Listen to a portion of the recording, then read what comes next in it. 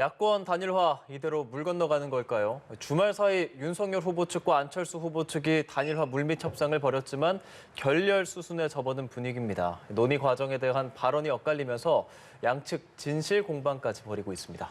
또 지난 1차 토론회에서 있었던 양강 후보의 안보관 충돌 여진도 이어지고 있습니다. 임혜자 더불어민주당 선대위 언론특보 김연아 전 의원과 자세한 이야기 나눠보겠습니다. 두 분 어서 오십시오. 어서 오십시오, 두 분. 안녕하세요. 네. 오늘이 이제 투표용지 인쇄 날이고 그래서 어제가 상당히 중요했습니다. 두 대선 후보에게 관심이 좀 끌리는 상황에서 윤석열 후보가 긴급 기자회견을 열었고 그 내용에 대해서 안철수 후보가 완전히 다른 입장을 좀 보이고 있습니다. 어제 발언들 들어보고 오시죠. 최종 합의를 이루어서 회동 일정 조율만 남은 상태였습니다. 그러나 안타깝게도 단일화 결렬 통보를 최종적으로 받았습니다. 지금이라도 흉금을 터놓고 얘기를 나누고 싶습니다. 그 협의를 해나가는 과정에서 여론조사 얘기는 한 번도 나온 적이 없고 전권대사 이런 개념은 저희들은 없습니다. 전해온 내용을 듣고 그것에 대해서는 고려할 가치가 없다. 협상 테이블에 없었다고 하는 것은 그건 협상 상대자로서의 도리가 아니지요. 계속 제 번호를 지금 이 순간에도 뿌리고 있는 걸로 알고 있습니다. 이런 짓을 하는 것이 과연 협상 파트너로서의 태도인지. 또 선거 때 되면 막 이렇게 막 서로 막 합치고 누구 누르고 포기시키고 이런 거 하지 말고 결선 투표제 다른 나라 다 하잖아요. 왜 안 하는 거예요? 우리 이번에 확실하게 결선 투표 합시다, 여러분. 네, 윤석열 후보가 어제 긴급 기자회견에서 결렬을 밝히면서 이 협상 전체, 협상 일지 과정을 샅샅이 공개하기도 했습니다. 이걸 공개한 이유는 뭐라고 보십니까? 그러니까 어제 당초의 기자회견은 결렬에 대한 그 일종의 경위를 설명하는 기자회견이 아니라 전날 자정부터 또 고전날부터 양쪽의 대리인들이 굉장히 기나긴 협상을 해왔던 것으로 알고 있고요. 어느 정도 타결점을 보면서 그 협상의 결과를 서로 공유하는 그리고 발표하는 자리였던 걸로 알고 있습니다. 그러다 갑자기 아침 9시에 안철수 후보로부터 이제 결렬 통보를 받았다고 하는 거고 그런 측면에서 윤석열 후보는 이제 일정까지 취소하면서 기자회견을 만들어놨던 자리인데 보통 우리가 이제 기자들이 일정이 취소되면 오늘 무슨 일이 있나 보다라고 예측을 하잖아요. 그런데 아마 아무것도 안 할 수는 없었을 겁니다. 그리고 또 지난 그 안철수 후보가 단일화를 철회하기는 했지만 어쨌든 끊임없이 지금 단일화와 관련된 물밑 작업을 했다라고 하는 본인의 노력도 좀 국민들에게 설파하고 싶었던 그런 뜻이 있는 것 같습니다. 어쨌든 단일화가 이제 점점 좀 어려워지는 국면으로 가고 있는데요. 이제는 슬슬 단일화보다는 단일화 없이 사자 구도로 가게 되는 대선의 플랜 B가 각 당마다 좀 필요한 시점이 아닌가 이렇게 생각해 봅니다. 네, 이 플랜 B까지 언급을 해주셨습니다. 민주당에서는 어제 회견, 이 결렬 책임 덮어 씌우기다 이런 비판을 했더라고요. 네, 어제는 좀 이례적으로 단일화 결렬의 이유에 대한 회견을 한 이유를 궁금해하는 굉장히 이례적인 상황이었어요. 사실은 그 윤석열 후보가 긴급 기자회견이라는 형태로 어제 회견을 하셨는데 그동안 그 윤석열 후보가 어떤 긴급 현안이라든가 이슈에 대해서 이렇게 직접 나와서 기자회견을 한 거는 굉장히 오랜만에 보는 것 같아요.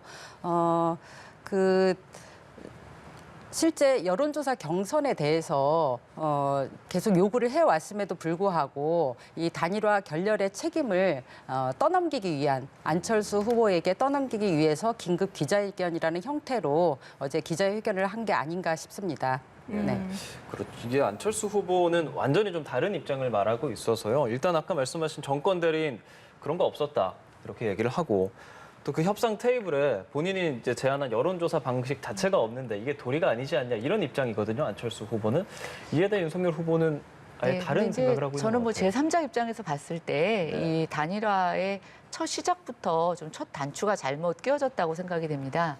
그러니까 이제 단일화 의지가 정말 있었다면 내 협상 카드를 어느 정도 상대방이 받을 수 있는 여지의 협상 카드를 꺼내든가 아니면 좀 강경한 협상 카드를 꺼내놓고 그것의 목적이 단일화였다면 사실은 조금씩 양보를 했어야 되는데요. 안철수 후보 측에서 보면은 윤석열 후보가 받을 수 없는 여론조사 또 그것이 2세차 사고부터 시작해서 시간적으로나 물리적으로도 쉽지 않은 상황에서 지금 보면 안철수 후보는 처음에 제기했던 여론조사 방식에서 한 발도 양보한 게 없습니다. 예, 결국 뭐 조금 양보하는 듯 하다가 결국 마지막에 책임 전가에 가게 되면 내 의견을 받지 않았다라는 걸로 시종일관 얘기를 하고 있는데요. 예. 그런 측면에서 저는 단일화의 의도가 별로 순수하지 않았다라고 생각이 됩니다. 결국 자기가 빠져나올 명분, 그러니까 사퇴를 하거나 양보해야 되는 명분을 계속 국민의힘에 뭔가 줄 것을 요구했던 것 같고 어제 윤석열 후보 기자회견에 보면 마지막에 좀 시간이 지체된 것도 조금 더 본인이 사퇴할 명분을 달라라고 하는 얘기가 언급이 되고 있습니다. 물론 양쪽의 얘기를 들어봐야 되겠지만 저는 안철수 후보의 단일화 의도 자체가 처음에 순수하지 않았다. 그리고 지금 이제 민주당이 이 틈을 비집고 뭐 정치개혁 이렇게 하면서 이 소수 정당의 여러 가지 정치적 거래를 지금 시도를 하고 있는데요. 이렇게 된다면 안철수 후보를 지지했던 많은 국민들이 굉장히 실망을 하실 것 같습니다. 뭐 정치개혁이 결국은 자기네들의 자리나 자기 정당의 다음 총선을 겨냥한 것이었나? 그래서 좀 안타깝게 생각하고요. 뭐 조금 더 진실 공방이 있어야 될 것 같지만 저는 이미 아름다운 단일화, 그다음에 정권 교체를 위한 단일화는 사실상 이제 성사되기 어렵다. 그래서 제가 아까 말씀드린 것처럼 그럼에도 불구하고 국민의 절반 이상이 정권 교체를 원하고 있는 이 상황에서 양쪽 다 이 정권 교체를 위해서 어떤 모습을 보여야 하는가, 그게 바로 플랜 B라고 생각이 됩니다. 임 특보께서는 이런 진실 공방 양상 어떻게 보십니까? 글쎄 책임 공방을 넘어서 이제 진실 공방으로 가는 것 같은데요. 저는 두 가지로 봅니다. 먼저 이준석 대표의 리스크, 두 번째는 윤석열 후보의 오만이 아닐까 생각합니다. 그 이준석 대표는 그동안 안철수 후보에 대해서 뭐 부처님 손바닥 안에 손오공 사진을 올려놓고 조롱을 하고 약간 그런 데서 뭐 레알 크크 이런 댓글도 달고 과연 안철수 후보가 느꼈을 그 조롱에 대한 모멸감 이런 게 얼마나 컸을까라는 생각이 들고요. 또 윤석열 후보의 경우는 그동안 여론조사가 좀 지지율이 높아가니까 과연 단일화를 할 생각이 있었는지 진정성을 의심하지 않을 수가 없었고요. 왜냐하면 낮에 2시간 뭐 회의를 했고 또 밤에 4시간씩이나 회의를 했는데 그동안 단일화 안철수 후보가 제안한 게 굉장히 꽤 시간이 걸리잖아요. 그동안 과연 진정성 있게 뭘 논의했는지 그야말로 알 수가 없는 거예요. 가장 친절하게 설명을 한 게 어제 긴급 기자회견을 통해서 뭐 정리해서 못 만나면 깐다 이런 파일명으로 과연 왔는데 누가 더 진정성이 없었는지 또 처음부터 여론조사 방식의 단일화를 경선을 해달라 그렇게 요청을 했는데 그동안 그러면 어떤 걸 논의했는지 뭐 총리를 못 준다 뭐 굉장히 국민들이 볼 때는 아름답지 않은 경선인 거예요. 단일화라는 게 사실은 1+1이 2가 될 수도 있고 3이 될 수도 있고 그렇게 하려면 국민들이 볼 때 아름다운 경선이 단일화가 돼야 되는데 그게 97년 DJP 연대라든가 2002년 노무현 정몽준 물론 마지막 뭐 몇 시간 남겨놓고 깨졌지만 그런 국민들이 아름다운 단일화 경선을 보고 싶어 했지 이렇게 진정성도 없고 실제 협상을 하려면 신뢰가 있어야 되잖아요. 근데 이 안에는 신뢰도 없었고 실수도 있었고 실리도 없었고 그래서 그 세 가지가 다 없었다고 생각을 합니다. 단일화에 진정성이 없다는 지적을 해주셨어요. 사실 제안을 한 게 시간이 좀 됐었잖아요. 근데 말씀대로 못 받는 제안이라면 이거 못 받는다, 다른 논의를 하자라고 말을 할 수도 있었을 텐데 이제 투표용지가 벌써 인쇄가 되니까요. 네, 아니 근데 처음에 윤석열 후보가 여론조사 방식에 대해서는 안타깝다, 수용할 수 없다는 의견을 사실상 표력을 했죠. 근데 제가 아까 말씀드린 것처럼 그 이후에 그럼 안철수 후보가 어떤 대안을 제시했냐라고 보면 시종일관 본인 중심의 여론조사 방식만 좀 고집했던 것이 저는 아쉽다고 생각이 되고요. 원래 이제 이게 야단치는 시어머니보다 말리는 시누이가 더 밉다고 그러는데 이제 이 단일화 결렬이 되고 난 이후에 민주당의 입장이 저는 참 재미있습니다. 안철수 후보가 여러 단일화의 대상이 됐었죠. 예, 그리고 여태까지 사실상 철수 아니면 양보를 해왔었는데 과거 문재인 대통령 후보 시절에 안철수 후보하고 또 안철수 후보가 한번 양보한 적이 있는데 예. 그때 안철수 후보의 마음을 그렇게 헤아리셨는지 잘 모르겠습니다. 어쨌든 지금 분명히 민주당에서 입장에서 보면 야당의 단일화가 결렬된 것은 뭔가 기회로 보고 있는 것 같고 또 그런 측면에서 어제 긴급 의총을 통해서 정치개혁이라고 하는 것들을 지금 서둘러 급조하고 있는 모양새가 보입니다만 여론조사 추이로 봤을 때도 국민들이 이제는 좀 단일화에 대해서 식상해하는 것 같고 단일화가 무산될 경우에 정말 정권 교체를 할 수 있는 방법이 뭘까라는 방법으로 마음을 좀 움직이시는 것 같습니다. 그래서 약간 지지층 결집도 지금 나타나고 있는 것으로 봐서 앞으로는 정말 이 단일화가 무산된 이후에 최종 투표일까지 민심이 어떻게 집결하느냐가 이번 대선에 굉장히 중요한 포인트가 될 것으로 예상이 됩니다. 그런데 이 단일화 과정에서 국민의힘 쪽 전권을 부여받은 인물이 장제원 의원이어서 이것이 다시 윤핵관 논란 재점화시키고 있다 이런 지적도 있거든요. 장제원 의원 대기 정군한다고 하지 않았습니까? 네, 뭐 근데 여기서 직함을 뭘 바꾸고 간 것은 아니고 이제 협상의 시간이 너무 촉박했고 또 이제 윤 후보도 어제 기자회견에서 말씀을 하셨지만 장제원 의원의 이제 매형이 안철수 후보하고 굉장히 가까운 사이다. 그래서 이제 우리가 사실은 지금 뭐 아까 임 대표님 얘기하신 것처럼 신뢰가 많이 깨져 있지 않습니까? 서로 신뢰가 깨져 있을 때 한쪽은 정권을 줬다는데 저쪽은 정권을 준 적이 없다고 지금 얘기하는 걸 보니 얼마나 이 개인적인 친분으로 접근하지 않았으면 이게 성사가 됐을까라는 생각을 해봅니다. 그런 측면에서 저는 장제원 의원이 등장하게 된 것 같고요. 뭐 지금 윤핵관 이런 얘기하지만 어쨌든 초기에 국민의힘에 윤석열 후보가 들어올 때 주도적으로 역할을 했고 또 윤 후보가 그때는 믿고 신뢰했던 사람이니까 급한 상황에서 제가 봤을 때 뭐 누구는 활용 못 하겠습니까? 그리고 저는 굉장히 이 장제원 의원까지 여기서 이 협상에 나갔다고 하는 것은 윤석열 후보가 그만큼 단일화에 굉장히 의지를 갖고 있었다 이런 생각을 하고 있습니다. 그리고 이제 이게 핵관 얘기를 하지만 사실 누구에게나 다 핵심 관계자들은 있습니다. 뭐 이재명 후보도 변호사 시절부터 시장 시절, 도지사 시절에 모든 사람들이 다 지금 캠프에 와 있고 그런 관계에서 이제 뭐 그런 분들을 개인이 사적으로 또 공금을 들여서 활용했다라고 하는 지금 의혹도 비판도 있는 것이지 않습니까? 그래서 저는 이 문제의 본질은 장제원 의원이 핵관이냐 아니냐의 문제는 아니라고 생각을 합니다. 네. 국민의힘 쪽에서는 그러니까 장제원 의원의 매형이 안철수 후보와 가까운 사이여서 협상 대상자로 내세웠다 이런 입장이거든요. 오히려 그 이유가 더 핵관이라는 걸 더 증명하는 것 같거든요. 왜냐하면 당내 그 분열이 있었을 때 윤핵관을 다 정리했다라고 그렇게 발표를 하고 국민들 앞에서 다 그렇게 발표를 해놓고 정작 이렇게 중요한 일 얼마나 단일화가 중요합니까? 그 안에 정말 신뢰가 담보되지 않으면 한 발짝도 나아갈 수 없는 그런 위치와 역할에 장제원 의원이 또 보통 의원은 아니잖아요. 굉장히 상징성 있게 이렇게 뭐 돼 있는데 그런 장제원 의원을 사실은 선대위에 어떤 직책도 맡고 있지 않고 어떻게 보면 비선 실세나 마찬가지입니다. 그렇기 때문에 오히려 더 그러면 그 안에서 더 윤석열 후보의 뭐 그렇게 친분도 있고 그런 내용을 잘 알고 있다면 더 단일화 내용이라든가 이런 것들이 더 잘 알려져야 되는데 책임 공방만 있고 지금 진실을 알 수도 없는 상황이고 그렇기 때문에 그 윤핵관에 대해서 이렇게 정리를 했는데 장제원 의원이 나갔다는 거는 국민을 기만한 행위라고 봅니다. 예.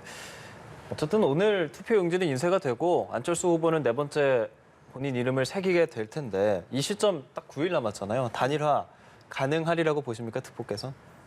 단일화 현재 시점으로는 사실은 이미 결렬됐고 불가능하다고 봅니다. 물론 정치가 가능성의 예술이기 때문에 뭐 앞으로도 뭐 어떻게 될지는 모르겠으나 실제 오늘 투표용지가 인쇄가 되고 또 4, 5일 주말에 사전 투표를 하게 되는데 단일화는 글쎄요 가능성 여부는 별로 없을 것 같은데 그러나 끝까지 윤석열 후보가 희망의 끈을 놓지 않겠다. 있다라는 거는 결국은 나를 계속 지지해달라. 안철수 후보를 지지했던 사람들도 정권 교체를 원하는 사람이라면 나를 지지해달라. 지지자들을 묶어놓기 위한 그런 목적으로 어제 긴급 기자회견도 했고 또 단일화 최선을 다했다라고 진정성 있게 했다라고 계속 포장을 하고 책임은 안철수한테 떠넘기고 이렇게 하는 것 같습니다. 그러나 이미 단일화의 효과는 그동안 아름다운 단일화를 보고 싶어 했는데 그마저도 깨졌고 그다음에 지금 나오는 내용들은 굉장히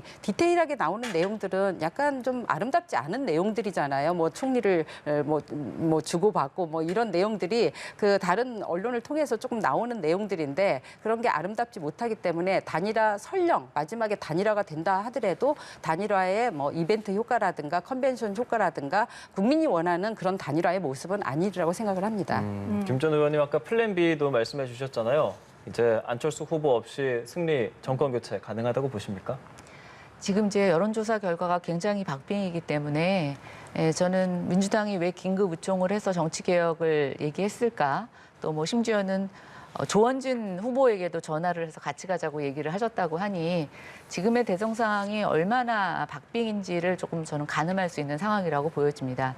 그런 측면에서 단일화는 저는 두 가지 의미가 있다고 봅니다. 조금 더 많은 좀 이렇게 전폭적인 지지를 받아서 당선을 하게 해서 국민들로 하여금 지지하지 않은 국민들도 같이 따라올 수 있게끔 하는 리더십의 부분이 하나 있고요. 두 번째는 이제 지금의 그 170석의 여당이 독점하고 있는 국회의 상황으로 봤을 때 이재명 후보가 만약에 대통령이 당선된다면 폭주가 이어질 것이고 그럼 국민들이 굉장히 분노할 거라고 보고 있고요.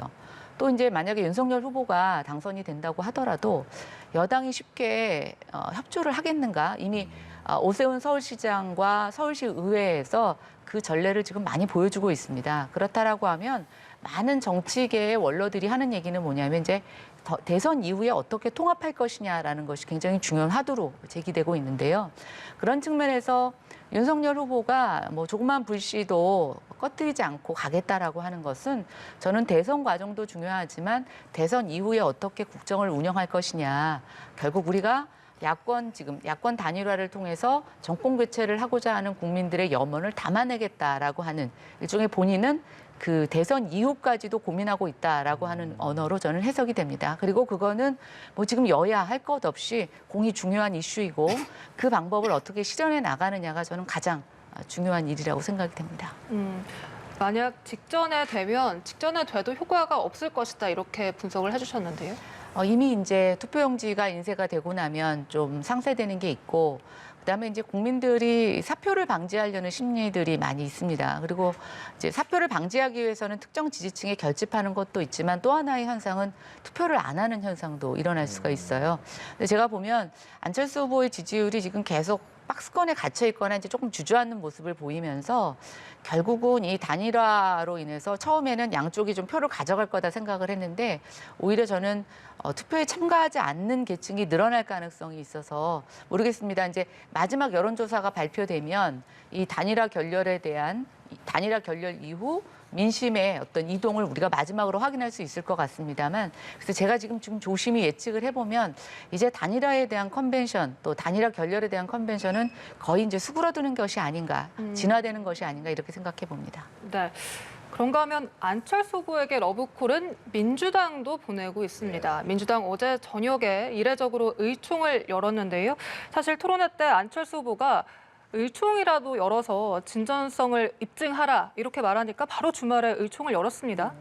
결과적으로 안철수 러브콜에 민주당이 답한 것처럼 돼 있는데요. 사실은 내용을 살펴보면 꼭 그렇지만은 않고요. 물론 그런 결과적으로는 그렇게 됐지만 네.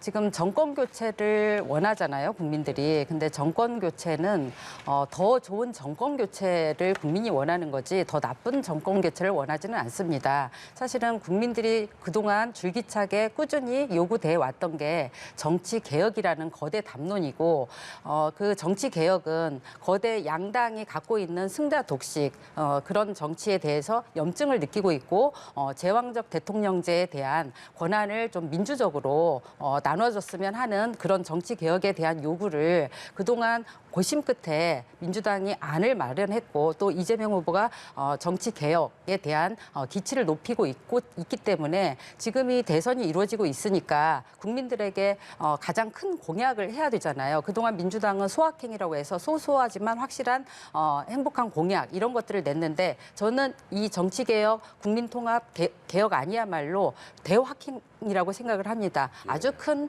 확실한 행복을 국민들한테 드리는 겁니다. 그리고 계속 우리 국민의힘 쪽에서 진정성을 의심하잖아요. 왜 이때 그러느냐. 대선 때 국민들한테 비전을 보이는 거고 또 이때가 가장 적기라고 생각을 합니다. 그래서 어제 긴급 의총을 열었던 것은 바로 그런 실천에 대한 의지를 강력하게 표명한 거고 결의문도 채택을 했고 그리고 대선이 끝난 이후에라도 그런 부분들을 국민 통합, 국민 내각 이런 것들을 실천해 나가겠다는 강력한 의지의 표명입니다. 그러면 안철수 후보나 이런 제3지대 후보들이 여기에 호응을 해올까요? 이미 지난 2차 대선 후보들 토론했을 때 그때 안철수 후보도 그렇고 심상정 후보도 그런 의견을 표명을 했고 이거는 국민들의 염원이고 시대 정신이고 시대 과제라고 생각을 합니다. 이게 진정성 이런 부분들은 앞으로 좀 더 지켜볼 일이고 그리고 그렇게 실제 의지를 표명을 했기 때문에 심상정 후보나 공약에도 담겨 있고요. 그동안 안철수 후보도 꾸준히 다당제라든가 이런 것들을 요구를 해왔잖아요. 실제 윤석열 후보도 지난 토론회 때 중대 선거구제 개편돼야 된다. 정치하기 전부터 그런 생각을 갖고 있다라고 말씀을 하신 적이 있기 때문에 민주당이 낸 정치 개혁안에 대해서 이견을 제시하는 거는 그러면 정치 개혁하지 말자는 국민의 염원과는 배치되는 저는 의견이라고 생각을 합니다. 김 전 의원께서는 이렇게 안철수 후보나 다른 제3지대 후보들이 민주당의 정치 개혁과 연대할 가능성이 있다고 보십니까? 근데 이제 그 전에 임 대변인 말씀하신 것 중에 제가 굉장히 지금 민주당의 패착이라고 생각하는 게 정치 개혁, 검찰 개혁, 자기네들이 하는 방향으로 하지 않으면 다 그걸 반대하는 세력이다. 그게 지난 5년 동안 문재인 정부가 했던 저는 패착이라고 생각합니다. 그렇지 않습니다. 정치개혁 굉장히 중요하죠. 그리고 아까 소확행에 대비되는 대확행이라고 얘기하셨는데 저도 정치를 해봤지만 선거법 개정, 그다음에 정치개혁, 국민들을 위한 걸까요? 저는 그렇지 않습니다. 정치인들이 자리 나눠 먹기 위한 자기네들의 권력 배분이죠.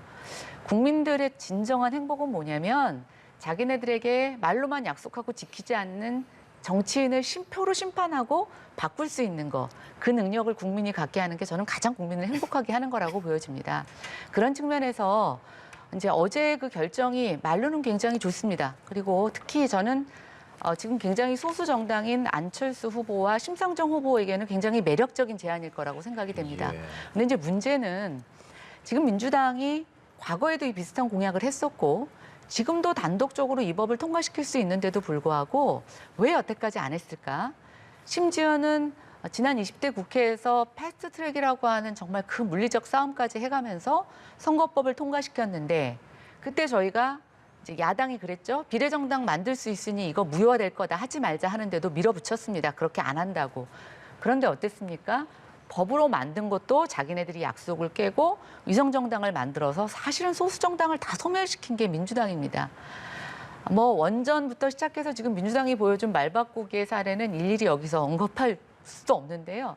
문제는 그렇게 말바꾸기 잘하고 말로만 하는 민주당의 후보인 지금 이재명 후보는 보시면 알겠지만 더 자주 말을 바꾸고 말 바꾸는 거에 대해서 굉장히 쉽게 얘기하고 글쎄 난 이재명 후보가 저렇게 말을 바꾸는 것 그다음에 심지어 이런 얘기도 했죠. 내가 한다고 정말 하는 줄 아느냐. 저는 그 불신이 이렇게 두 개가 합쳐지면서 어제 의총 결과는 또 하나의 선거 직전에 어떤 정치적인 쇼로 비춰질 가능성이 있어서 그래서 진정성과 순수성을 지금 계속 제기하는 것이고요. 앞으로 지켜봐야 되겠습니다. 그리고 어제 개헌 문제 이런 것들은 중장기적이라 그건 정말 또 시간이 지나봐야 알고 모르겠습니다. 이거보다 저는 더 큰 제안을 했었어야 된다고 생각합니다. 예를 들어서 중선거구제로 가면 국회 해산하고 국회의원도 다시 뽑자 이렇게 한다든가 지금 170석인 여당이 제안하는 총리 후보가 아니라 오히려 야당이 제안하는 총리 후보를 적극적으로 받겠다. 이 정도 얘기가 나왔다면 믿을 수 있는데 지금의 정도는 결국 의회가 더더욱 청와대 권력까지 가져다가 의회 독재를 경고히 하겠다는 것으로 해석이 돼서 국민의 입장이나 정치인의 입장으로 봤을 때 별로 바람직해 보이지 않는 아이디어입니다.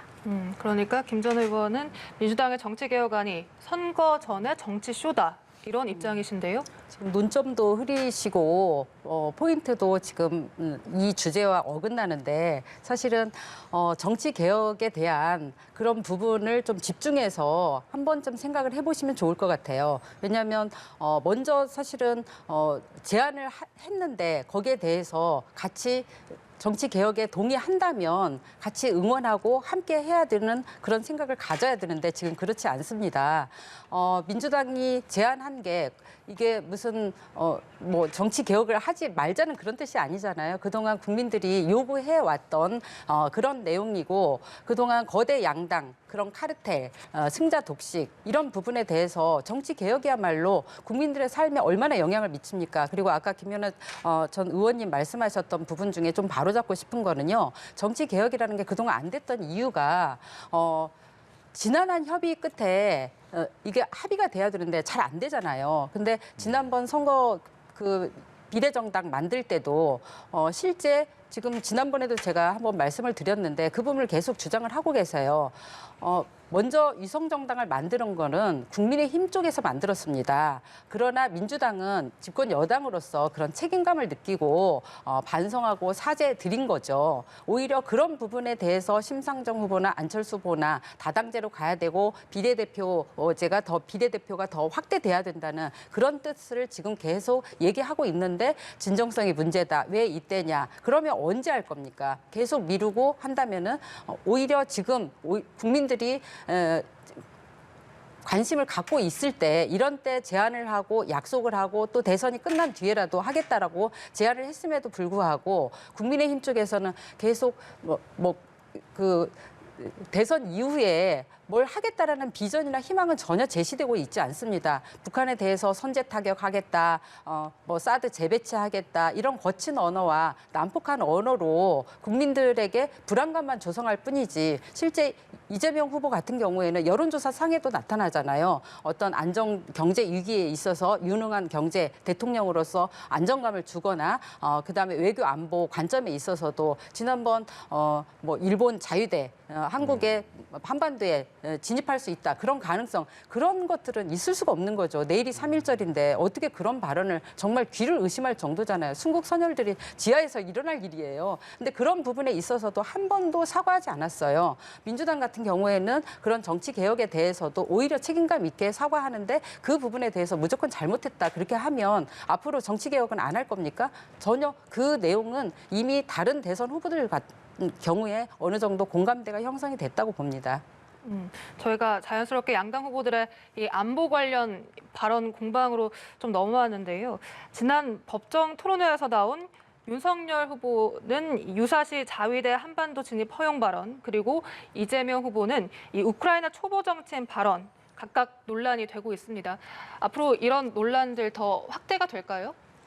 그러게요. 이제 토론이 있을 때마다 이제 후보들의 실수가 있습니다. 근데 저는 이재명 후보의 사과는 정말 가벼운 사과입니다. 책임감 없고, 그래서 어떤 민주당 이낙연 지지자였던 한 분은 썩은 사과라고 얘기를 하셨는데, 지금 아까 3.1절 앞두고 무슨 일본 자위대라는 단어가 그 토론에서 나오지도 않았고, 그거는 이제 민주당 지금 대변인들이 계속 해석하는 과정에서 나오고 있습니다. 일단 한국과 일본은 지금 군사동맹이 맺어져 있는 상태가 아니기 때문에 그때 윤석열 후보가 가정에 의한 것은 답할 수 없다. 그러나 여러분, 우리가 만약에 전시 상황이 벌어져서 누군가 우리를 도와주러 와야 된다라고 하면 그때는 어떠한 것도 열려 있는 게 아니겠습니까? 저는 그런 측면에서 해석할 수 있다고 되는데 그날 좀 질문도 약간 프레임의 질문이었고 그 이후에 그 발언을 갖고 지금 민주당이 여러 가지 언론 플레이를 하는 것 자체가 굉장히 좀 저급하다고 할 수가 있습니다. 반면에 3.1절 앞두고 그런 얘기 했냐고 하시는데 아니 우크라이나에서 지금 전쟁이 나가지고 그 많은 지금 양민들이 전쟁을 하겠다고 버티고 지금 저렇게 어려움을 겪고 있는데 이재명 후보가 뭐라고 그러셨나요? 초보 대통령 그것도 코미디언 출신이라고 얘기를 하면서 저는 되게 놀랐는데요. 이재명 후보는 원래 흑수저의 어떤 상징 아닙니까? 근데 남의 그 대통령을 갖고 그 사람의 전직 직업이 뭐가 그렇게 중요하다고 그걸 빗대고 또 지금 야당의 대통령 후보를 빗대기 위해서 6개월 초보라고 하는 얘기를 했는데 지금 뭐 인터넷 사이트 안에서는 코리안 사이코라고 얘기할 만큼 이재명 후보에 대한 비난이 굉장히 크고요. 또 한편에서는 그래 썩은 정치인보다는 정치 초보가 더 잘할 수 있다. 지금 젤렌스키 대통령이 그 미국의 어떤 망명 권유를 거절하고 지금 총칼을 들고 자기한테 필요한 건 탄환이라고 얘기하면서 지금 같이 싸우고 있지 않습니까?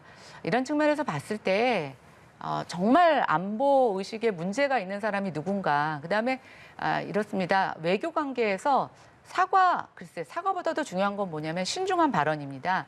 말이라는 게 한번 꺼내놓고 나면 주워 담을 수가 없는데요. 그런 측면에서 이재명 후보는 말이 너무 가볍고 말이 너무 많고 또 너무 잦은 사과를 통해서 상대방으로 하여금 신뢰를 갖지 못하게 하는 치명적인 약점이 있습니다. 그래서 이게 점차 대통령의 자리에 있을 때에 가져올 수 있는 리스크, 저는 이제 한국 시장에서 컨트리 리스크가 아니라 이재명 리스크 또는 프레지던트 리스크라고 하는 새로운 단어가 생길 것으로 생각합니다. 네, 이재명 후보의 이 우크라이나 관련 발언에 대해서 비판을 해주셨는데요. 반박하시겠습니까? 그런 염려는 안 하셔도 될 것 같고요. 왜냐하면 이재명 후보는 어떤 대선 후보보다 명료하게 러시아 침공을 비판을 했고요. 우크라이나 그 지지 입장을 밝혔습니다. 그리고 아까 그 화면에도 나왔는데요. 표현력의 부족, 그다음에 TV 토론 시간의 한계 이런 것들 때문에 바로 사과를 하고 또 입장을 명확하게 더 자세하게 밝힌 적이 있습니다.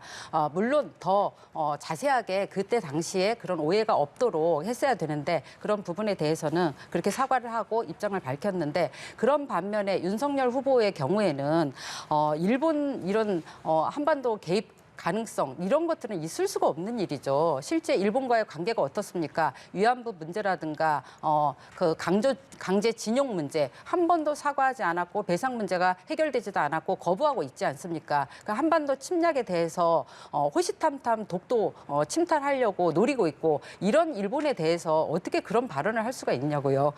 그거는 있을 수 없다고 생각을 하고요. 근데 더 문제는 여기에 대해서 사과를 하기는커녕 항상 문제가 생기면 사과 대신에 당에서 나서서 뭐 논평을 하거나 입장을 밝히는데요. 그 입장에 대해서도 오히려 겁박을 하고 있습니다. 법적인 조치를 하겠다, 허위사실 유포다 이렇게 얘기를 하는 거는 있을 수 없는 거죠. 왜냐하면 TV 토론이라는 건 전 국민이 지켜보는 앞에서 그렇게 발언을 했음에도 불구하고 그렇게 법적인 조치를 하겠다 이거는 저는 있을 수 없다고 봅니다. 저는 그건 좀 다르게 생각하는데요. 이재명 후보가 과거 TV 방송에서 허위 발언을 했다가 선거법으로 기소됐다가 사실은 무죄 판결을 받지 않았습니까? 그렇다라고 해서 TV 방송에서 허위로 얘기를 하고 이런 것들이 용납되는 것은 아닙니다. 그리고 저는 잘못된 건 고소고발해서 법정의 판단을 받아야죠. 저는 뭐 그게 잘못됐다고 생각하지는 않고요. 다만 거기에 이렇게 예민하게 반응하시는 건 이재명 후보가 그런 전력이 있기 때문이라고 생각을 합니다. 또 하나 우크라이나를 지지한다라고 얘기를 하셨는데 우크라이나를 지지하면서 우크라이나 국민이 뽑은 대통령을 비하하는 것 이거는 사람 두 번 죽이는 거죠. 그건 국민에 대한 정말 모독입니다. 그리고 아까 제가 말씀드렸잖아요. 가볍게 얘기하고 가볍게 사과하는 거 그거 누구나 할 수 있습니다. 아니요. 진짜 가벼운 사람만 할 수 있고요. 사과라는 건 정말 묵직하게 해야 되는 거고 책임을 지고 하는 겁니다. 지금 얼마나 많은 우크라이나 사태 때문에 많은 국민들이 분노해하고 국제적으로 지금 망신을 당하고 있는지 저는 그런 측면에 있어서의 사과가 지금 이재명 후보에게 더 필요한 사과라고 생각합니다. 손가락만 보려고 하는 그런 내용인 것 같고요. 왜냐하면 이재명 후보가 그 우크라이나 관련해서 다 표현력이 부족해서 했다. 그다음에 페북을 통해서 이미 우크라이나 관련한 내용들을 구구절절 다 얘기를 했습니다. 그럼에도 불구하고 그때 당시에 달을 보지 않고 손가락만 보고 있는 거잖아요. 아니죠. 6개월짜리 후보는 경험이 없어서 표현력이 이미 없다. 윤석열 후보의 불안한 안보관과 외교관에 대해서 이재명 강조한 후보는 측면을 전혀 도대체 왜 고려하지 뭐가 않은 부족하셔서 내용입니다. 그렇게 맨날 표현력을 핑계하시는지 저는 표현 좀 변명이 궁색하다는 생각을 했습니다. 오히려 윤석열 후보의 위험하고 불안한 안보관이나 외교관 이게 이게 더 위험한 거죠. 오히려 표현력이 약간 부족한 거는 그거는 이해력이 오히려 그 부족하신 부분에 겁니다. 대한 표현력이 사과를 부족한 것이 했잖아요. 아니라 이해력이 부족하신 겁니다. 네, 알겠습니다. 예. 대선이 정말 9일 앞으로 다가온 것 같습니다. 지금까지 임혜자 더불어민주당 선대위 언론특보 김연아 전 의원과 함께했습니다. 오늘 말씀 고맙습니다. 고맙습니다. 고맙습니다. 고맙습니다.